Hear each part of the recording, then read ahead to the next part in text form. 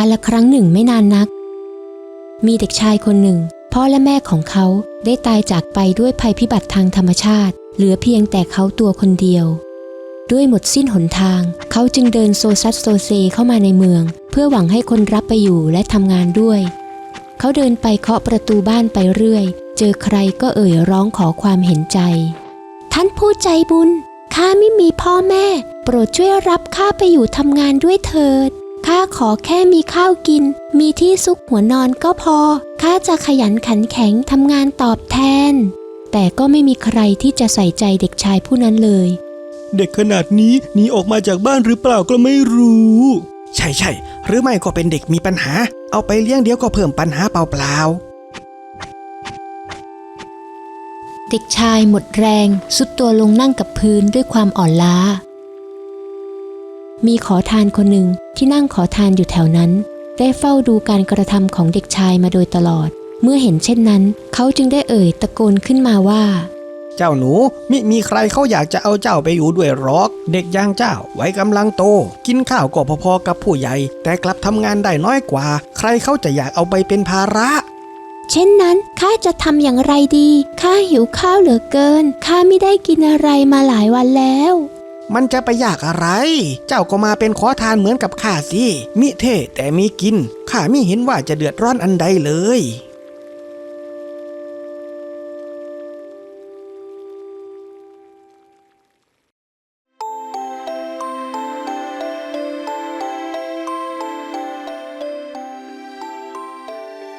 จอมยุทธ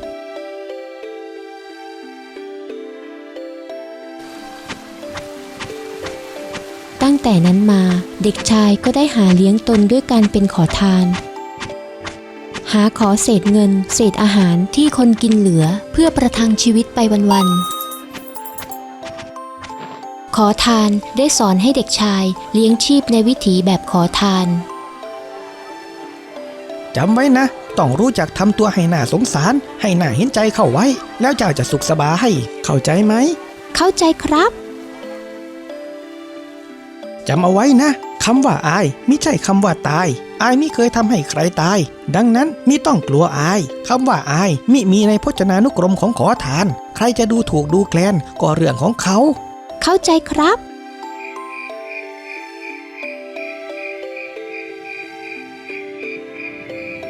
ทุกที่ทุกหนแห่งในเมืองก็คือบ้านของเราอยากจะกินจะนอนตรงไหนก็ทำได้เห็นไหมล่ะว่าเป็นขอทานเนี่ยดีจะตายจริงๆด้วยครับ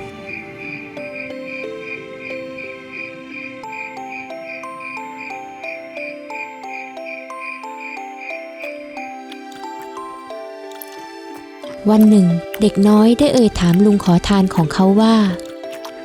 ท่านลุงเหตุใดท่านไม่ไปหาทำงานเหมือนคนอื่นล่ะครับเป็นขอทานก็ดีอยู่แล้วจะไปหางานทำให้มันเหนื่อยทำไมถึงมันจะเหนื่อยแต่ก็ทำให้เราร่ำรวยไม่ใช่หรอครับร่ำรวยแล้วมันดียังไงก็จะได้สุขสบายนั่งกินนอนกินอย่างไรล่ะครับตอนนี้ข้าก็สุขสบายนั่งกินนอนกินอยู่แล้วไม่ใช่หรือจะให้ดิ้นรนไปอีกทำไมที่ท่านว่ามันก็ถูกแต่การอยู่เฉยๆไม่ได้ทำอะไรเลยมันจะไม่น่าเบื่อหรอกหรือเจ้าเนี่ยชอบคิดฟุ้งซ่านมีเข้าเรื่องเบื่อก็ไปหาเดินเล่นวิ่งเล่นสิไม่เห็นจะต้องทำงานเลยเอาละไปกินข้าวได้แล้วเห็นไหมอะไรที่คนรวยได้กินเราก็ได้กินเหมือนกันเพียงแต่เป็นของเหลือของเขาเท่านั้นเองฮ่าฮ่าฮ่า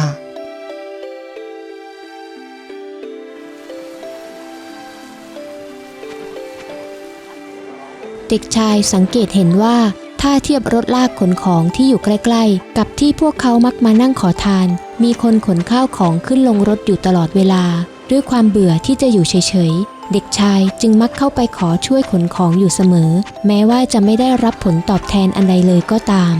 ลุงรถลากให้ข้าช่วยท่านขนของนะอ้าวทำไมล่ะข้าไม่มีค่าจ้างให้หรอกนะมิเป็นไรหรอกครับข้านั่งขอทานทุกวันมันเบื่ออยากหาอะไรทำยืดเส้นยืดสายบ้างเช่นนั้นก็ขอบใจเจ้าช่างมีน้ำใจเสียจริงๆเลยซึ่งเป็นเช่นนั้นเรื่อยมา จนอยู่มาวันหนึ่งขณะที่เด็กชายกำลังนั่งขอทานกับลุงขอทานของเขาตามปกติอยู่นั้นเขาก็ได้สังเกตเห็นนักพรตผู้หนึ่งกำลังขนของขึ้นรถลากนักพรตผู้นั้นคือเฉินกุ้ยเซียงนั่นเองเด็กชายจึงได้เข้าไปอาสาขนของช่วยเหมือนเช่นเคยท่านนักพรตให้ข้าช่วยท่านขนของนะครับเจ้าเป็นเด็กที่มีน้ำใจดีจริงๆเลย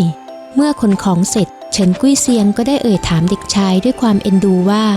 เด็กน้อยเอ๋ยดูท่าทางเจ้าขยันขันแข็งเหตุใดจึงมาเป็นขอทานเช่นนี้ได้เล่าข้าเป็นเด็กกำพร้าท่านพ่อกับท่านแม่ตายจากไปเคราะห์ดีที่ท่านลุงขอทานยอมให้ข้ามาอยู่ด้วยข้าจึงได้เป็นขอทานเหมือนกับท่านลุงครับเช่นนี้เองอย่างนั้นเมื่อเจ้าเติบโตขึ้นเจ้าคิดอยากเป็นอะไรอย่างนั้นหรือข้าก็คงจะเป็นขอทานเช่นนี้ต่อไปแหละครับท่านลุงบอกข้าว่าเป็นขอทานนี่สบายที่สุดแล้วมิต้องทำงานให้เหนื่อยแต่ก็ยังมีอยู่มีกินอยากจะนอนตรงไหนก็ได้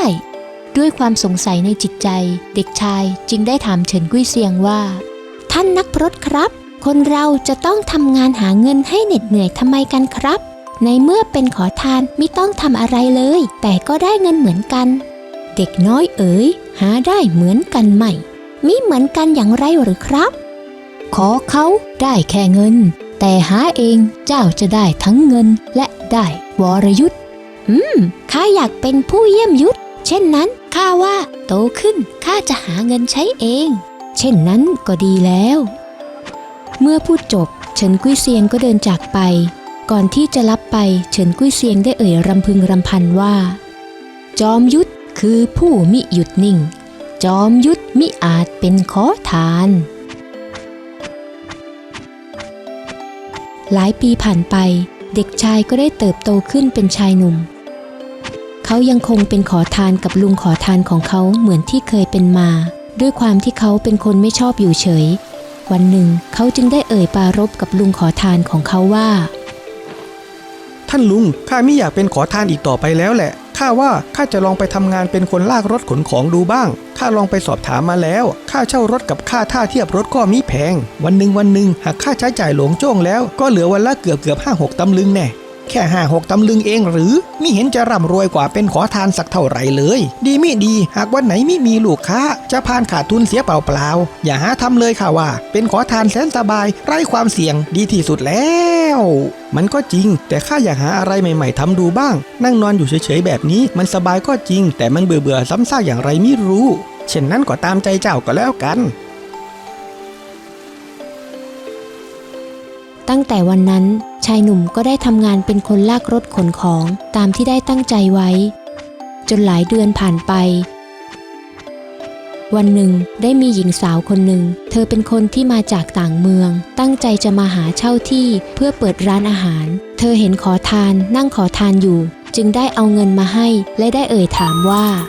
ขอทานเจ้ารู้ไหมว่าในเมืองนี้พอมีห้องว่างให้เช่าขายของบ้างหรือเปล่าข้าเดินหามาทั้งวันแล้วยังไม่ได้สักที่เลยข้าจะไปรู้ได้อย่างไรข้าเป็นแค่ขอทานถึงข้าจะอยู่เมืองนี้มาเป็น10 ปีแต่วันข้าก็นั่งอยู่แต่ตรงนี้มิได้ไปไหนเลยชายหนุ่มซึ่งอยู่แถวนั้นเมื่อได้ยินก็ได้ขึ้นมาว่าแต่ข้ารู้นะแม่นางข้ารู้ทุกหนแห่งในเมืองนี้อย่างทะลุปลุกโปร่งเลยแหละเพราะข้าไปมาส่งของทั่วทั้งเมืองนี้อยู่ทุกวันจริงหรือว่าแต่เจ้าจะขายอะไรอย่างนั้นหรือข้าจะหาที่เปิดร้านข้าวห่อสาหร่ายน่ะอ๋อเช่นนั้นข้าพอจะรู้จักอยู่ที่หนึ่งทำเลเหมาะเลยแหละแถมค่าเช่าก็มิแพงอีกด้วยผู้คนพลุกพล่านข้าว่าเจ้าเปิดร้านที่นี่ต้องขายดีแน่ๆเลยอย่างนั้นเจ้าช่วยพาข้าไปหน่อยสิได้สิเอาละเจ้ามีของอะไรมามั่งข้าจะช่วยขนขึ้นรถให้และแล้วหญิงสาวก็ได้ห้องเช่าดังที่ได้ตั้งใจไว้ขอบใจเจ้ามากนะที่นี่นอกจากจะทำเลดีแล้วค่าเช่ายังถูกมากอีกด้วยหากไม่ได้เจ้าข้าคงต้องลำบากแย่เลยว่าแต่เจ้าเป็นคนลากรถเหตุใดจึงรู้จักทำเลต่างๆดีนักทั้งยังรู้ด้วยว่าตรงไหนค่าเช่าถูกอีกด้วยอ๋อจริงๆแล้วข้าเองก็ใฝ่ฝันว่าวันหนึ่งอยากจะมีกิจการเป็นของตัวเองด้วยเหมือนกันเวลาไปส่งของที่ไหนเห็นลู่ทางทำกินดีๆเห็นทำเลดีๆข้าก็ชอบไปสอบถามหาข้อมูลเก็บไว้ก่อนเสมอจนเป็นนิสัยของข้าไปเสียแล้วแหละฮ่าเจ้านี่ช่างแปลกคนจริงๆเลยนะ และแล้วหญิงสาวก็ได้เปิดร้านขายข้าวห่อสาหร่ายดังที่เธอได้ตั้งใจไว้หลายวันต่อมาก็มีชายแปลกหน้าคนหนึ่งมาติดต่อขอซื้อข้าวห่อสาหร่ายจำนวนมากเจ้าของร้านอยู่หรือเปล่าข้าเองข้าอยากจะขอสั่งข้าวห่อสาหร่ายสัก 1,000 ชิ้นเพื่อเอาไปจัดเลี้ยงพรุ่งนี้เช้าข้าจะมาเอาเจ้ารับทำหรือเปล่าเมื่อหญิงสาวได้ยินดังนั้นก็ดีใจเป็นอันมากเธอรีบตอบรับอย่างทันควันรับสิจ๊ะเช่นนั้นพรุ่งนี้เช้าข้าจะมารับนะโอ้โหได้ขายตั้ง 1,000 ชิ้นแน่ปกติข้าต้องขายเป็นสัปดาห์เลยนะถึงได้ขนาดนี้ต้องรีบไปจ่ายตลาดเสียแล้วเย็นวันนั้นหญิงสาวจึงรีบไปจ่ายตลาดพอดีเธอเห็นชายหนุ่มนั่งอยู่ที่ท่าเทียบรถเหมือนเช่นเคยจึงได้เข้าไปขอความช่วยเหลือว่าคนลักรถเย็นนี้เจ้าว่างหรือเปล่าข้าอยากจะขอแรงเจ้าไปช่วยข้าทำข้าวห่อสาหร่ายสักหน่อยพอดีมีคนมาสั่งทำจำนวนมากข้าเกรงว่าจะทำไม่ทันข้าจะให้ค่าแรงด้วยนะอย่างนั้นหรือก็ดีสิข้าชอบหาอะไรใหม่ๆทำอยู่แล้วเช่นนั้นไปกันเลยไหมล่ะข้าว่าจะเลิกงานอยู่พอดี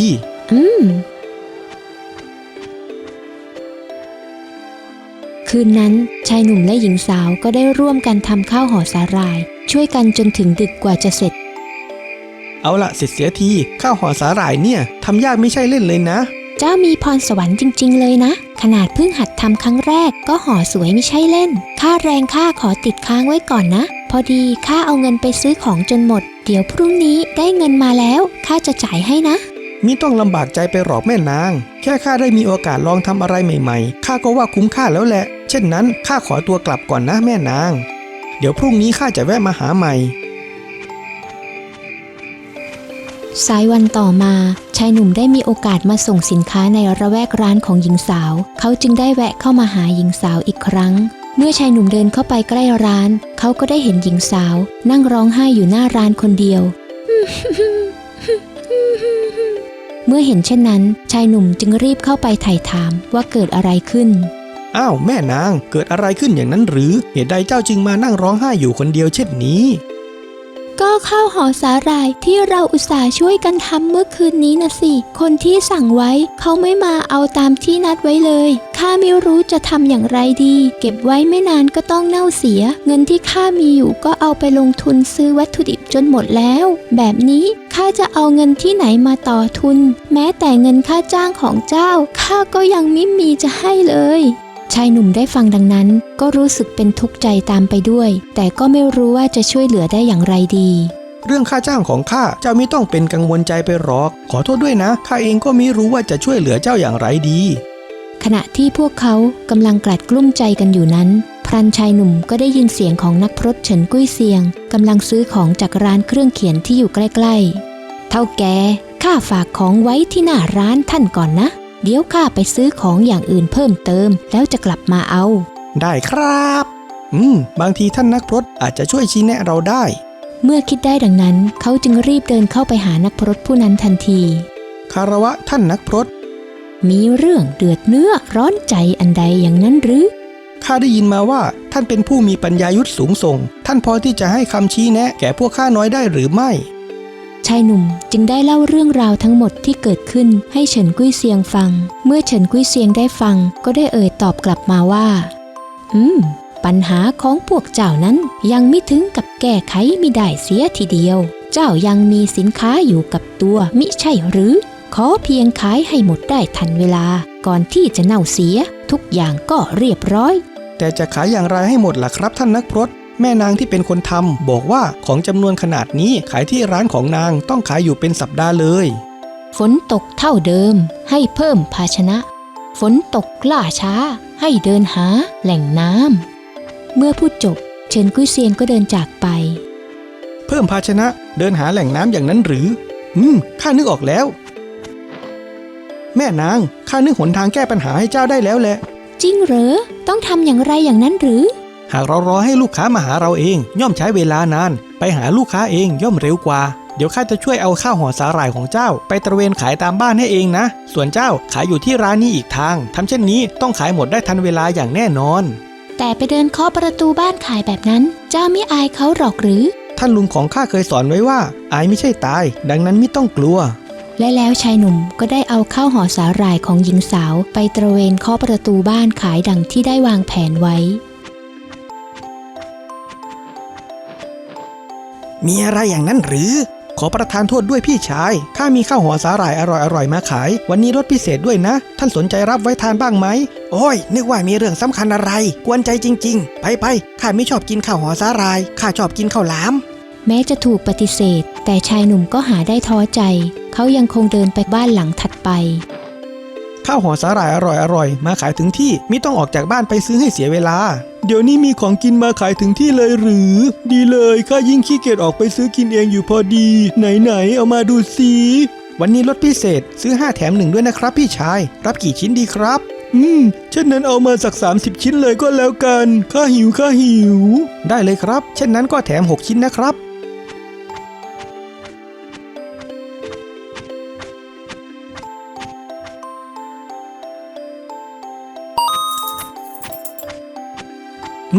การขายก็ไม่ยากอย่างที่คิดเลยแฮะแต่ว่ากว่าจะเคาะประตูถามทีละบ้านไปแบบนี้ก็คงใช้เวลาพอดูแถมบางบ้านก็รับบางบ้านก็มิรับแบบนี้อาจจะมิทันการทำอย่างไรถึงจะขายได้กับหลายๆคนพร้อมๆกันเลยนะ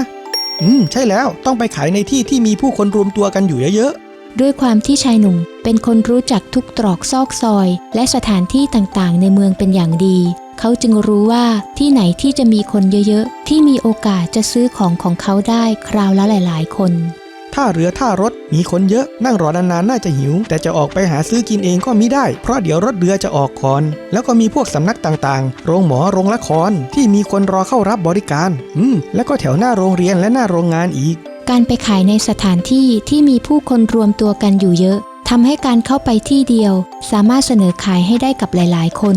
ข้าไม่เอาหรอกข้าไม่หิวถ้าทางน่าอร่อยเอาให้ข้าชุดหนึ่งก็แล้วกันได้เลยครับ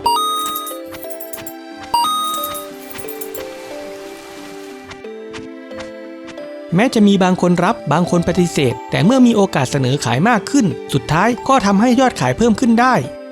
ในที่สุดชายหนุ่มจึงสามารถขายข้าวห่อสาหร่ายหมดได้ในเวลาไม่นาน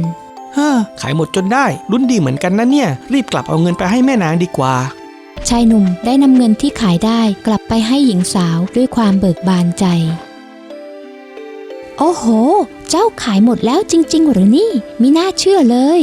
จริงสิแม่นางแต่ข้าก็แถมให้เขาเยอะอยู่เหมือนกันนะข้ากลัวว่าจะขายหมดไม่ทันเลยต้องขายราคาพิเศษหน่อยคนถึงจะตัดสินใจซื้อง่ายมิเป็นไรแค่ได้ทุนคืนข้าก็ดีใจมากแล้วขอบใจเจ้ามากนะหากมิได้เจ้าช่วยเหลือข้าต้องลำบากมากแน่ๆเลยเดี๋ยวข้าจะแบ่งค่าจ้างให้เจ้าเลยนะขอโทษด้วยที่ให้รอเสียนานมิต้องลำบากใจไปหรอกแม่นางจริงๆแล้ววันนี้ข้ารู้สึกสนุกมากเสียด้วยซ้ำหญิงสาวได้ให้เงินพร้อมทั้งข้าวห่อสาหร่ายชุดใหญ่เพื่อเป็นค่าตอบแทนแก่ชายหนุ่มเมื่อชายหนุ่มรับมาแล้วเขาก็เดินทางกลับเพื่อไปทำงานลากรถของเขาต่อชายหนุ่มเดินไปก็พลางยิ้มไปด้วยจิตใจที่เบิกบานระหว่างทางเขาได้พบกับนักพรตเฉินกุ้ยเซียงอีกครั้งซึ่งกำลังนั่งอยู่บนรถม้าเพื่อรอให้รถม้าออกเขาจึงได้เดินเข้าไปหาเพื่อกล่าวขอบคุณ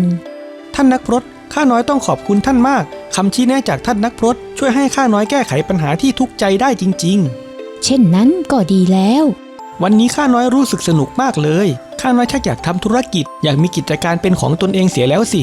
แล้วยายเจ้ามิทำเสียล่ะก็ข้าน้อยไม่มีทุนน่ะสิครับลำพังทำงานลากรถขนของก็ได้เงินมาเพียงกินใช้หมดไปวันๆเท่านั้นมิพอมีเงินเหลือเก็บไว้ทำทุนได้เลยเรื่องทำธุรกิจคงเป็นได้แค่ฝัน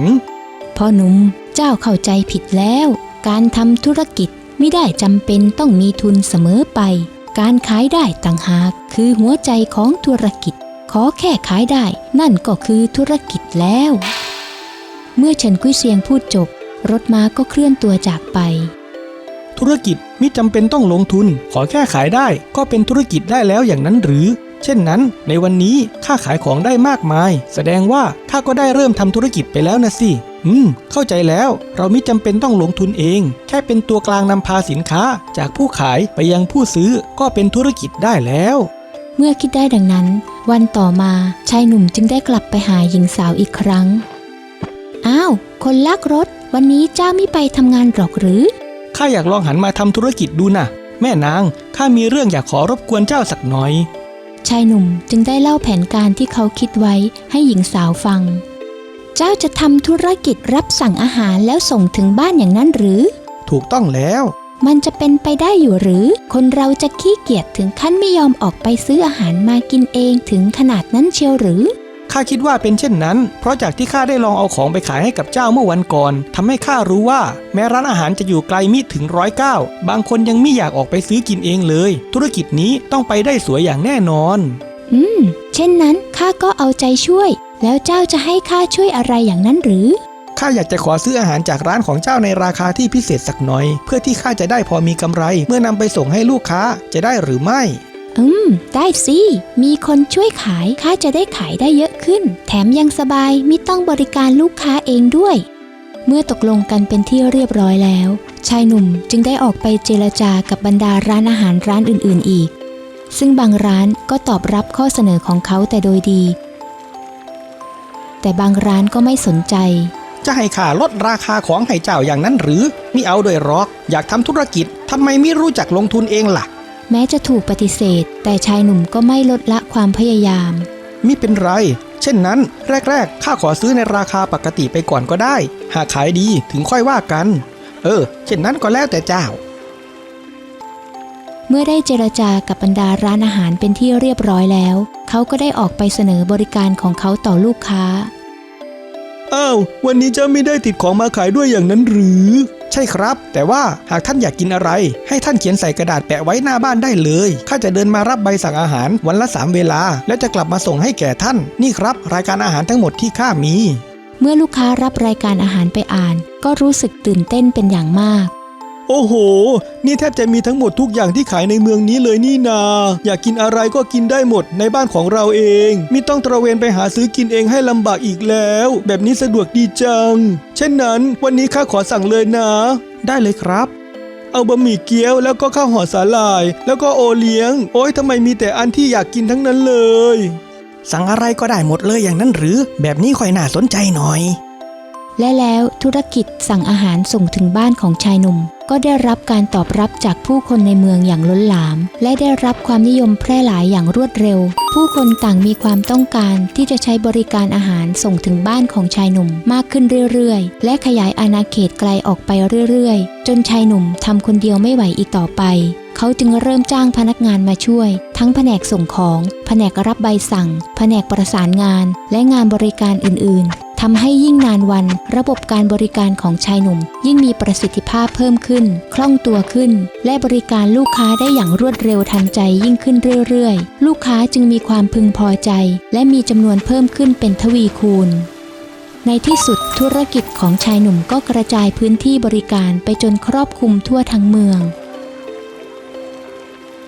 จริงๆแล้วธุรกิจของเจ้ามันก็เริ่มไม่ยากเลยนะไม่ต้องลงทุนอะไรเลยแต่หากใครจะเริ่มทำตามอย่างในตอนนี้ก็คงมิง่ายแล้วเพราะเจ้าเริ่มก่อนไปไกลแล้วได้ฐานลูกค้าไปเยอะแล้วแถมระบบการบริการยังล้ำหน้าไปไกลอีกเจ้านี่เป็นคนที่มองการไกลจริงๆเท่าแก่ชมข้าเกินไปข้าแค่คนส่งของแค่นั้นเองและแล้วชายหนุ่มจึงสามารถสร้างเนื้อสร้างตัวสร้างฐานะและกิจการเป็นของตนเองได้ดังที่หมายไว้ในที่สุด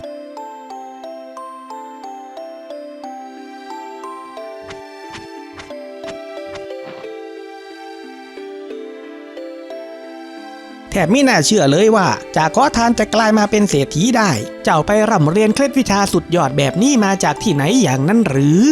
ข้าจะได้ไปร่ำเรียนได้อย่างไรข้าก็อยู่แต่กับท่านมาตลอดมีแต่ท่านเท่านั้นที่เป็นผู้สั่งสอนสิ่งต่างๆให้แก่ข้าสิ่งที่ข้าสอนเจ้ามีแต่วิชาภักระยาจกคงไม่อาจทำให้เจ้าเยี่ยมยุทธได้หรอกเช่นนั้นข้าก็มิรู้เหมือนกันแต่ว่าตอนที่ข้าเป็นขอทานเหมือนข้าคิดอ่านอันใดก็มิออกแต่พอข้าเริ่มออกทำงานดังได้ออกก้าวเดินยิ่งเดินยิ่งเห็นหนทางค่อยๆเผยออกมาดุจดั่งสายลมแห่งปัญญาได้พัดผ่านเข้ามาเมื่อชายหนุ่มพูดจบพลันเขาก็หวนคิดถึงคำพูดที่นักพรตเฉินกุ้ยเซียงเคยพูดไว้เมื่อครั้งที่เขายังเด็กขอเขาได้แค่เงินแต่หาเองเจ้าจะได้ทั้งเงินและได้วรยุทธ์ แถ ท้จริงแล้วหนทางมีอยู่มากมายแต่เมื่อเราไม่เคยเดินเข้าไปใกล้เราจึงมองไม่เห็นการทำงานแม้จะเหน็ดเหนื่อยแม้ต้องลำบากแต่การได้ฝ่าฟันการได้แก้ปัญหากลับช่วยหล่อหลอมคนให้เยี่ยมยุทธได้เช่นนี้นี่เองชายหนุ่มได้เอ่ยกับลุงขอทานของเขาต่อไปว่าท่านลุงข้าตั้งใจว่าจะไปเปิดตลาดใหม่ที่เมืองอื่นจึงอยากชวนให้ท่านไปอยู่ด้วยท่านเลิกเป็นขอทานแล้วไปทำงานก๊อกแก๊กกับข้าก็ได้เอาไหม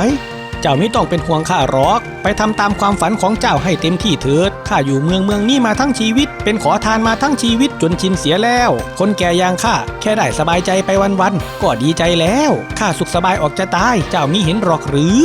เช่นนั้นก็ตามใจท่านข้าจะบั่นกลับมาเยี่ยมก็แล้วกัน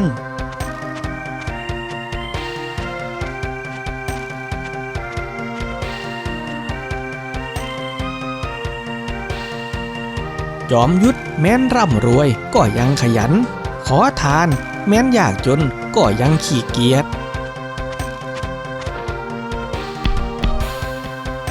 นายท่านก็ร่ำรวยขนาดนี้เหตุใดท่านไม่หยุดทำงานเสียทีล่ะข้าไม่ได้ทำงานเพียงเพราะให้ร่ำรวยแต่ข้าทำงานเพราะมันสนุกฮ่าฮ่าทำงานมันสนุกได้ด้วยหรือและแล้วชายหนุ่มก็ได้ย้ายไปขยายกิจการที่เมืองอื่นดังที่ตั้งใจไว้แต่เขาก็กลับมาเยี่ยมลุงขอทานของเขาอยู่บ่อยครั้งทุกครั้งที่เขากลับมาเขาก็จะพาลุงขอทานไปทานอาหารที่ภัตตาคารแห่งหนึ่งอยู่เสมอ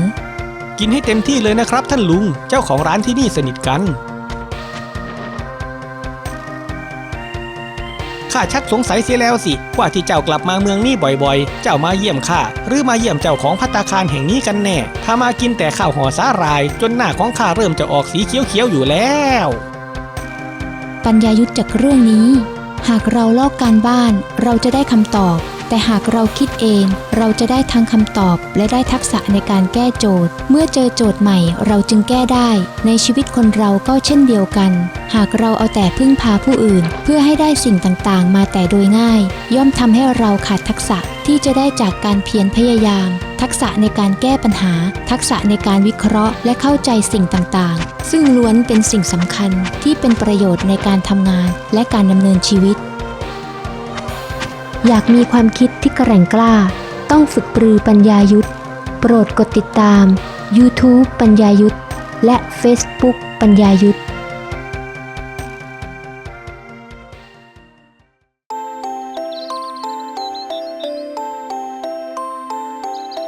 ปัญญายุทธชุดช่วยคนให้ได้หลุดพ้นความทุกข์เข็นปลุกปลอบใจให้อยู่ร่มเย็นให้ได้มองเห็น